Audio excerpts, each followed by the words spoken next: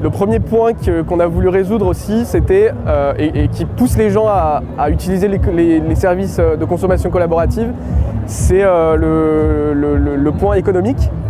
Donc ça va coûter moins cher aux gens de rentrer chez eux en covoiturage qu'en taxi ou en VTC, etc. Chez Trip, on a aussi pour objectif que les gens se rencontrent et que ça crée un petit lien social.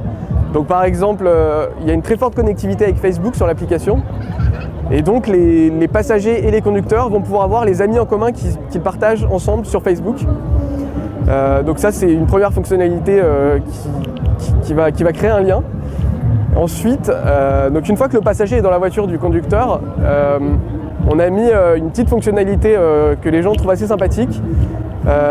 Donc en fait, on suggère des questions, des icebreakers, que le passager va poser au conducteur pour briser la glace plus rapidement.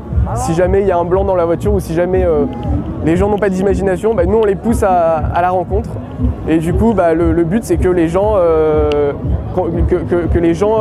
se connectent entre eux et à la limite refont des trajets après ou s'échangent leurs coordonnées. En France, il y a 80% des trajets qui sont réalisés sans aucun passager dans le véhicule, donc il n'y a que le conducteur.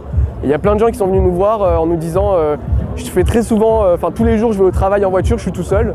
J'aimerais bien prendre quelqu'un avec moi parce que je m'ennuie dans ma voiture tout seul et à la limite, si en plus je peux récupérer un petit peu d'argent, pour moi c'est gagnant-gagnant et donc c'est exactement ça. C'est une plateforme gagnante-gagnante pour le conducteur et pour le passager.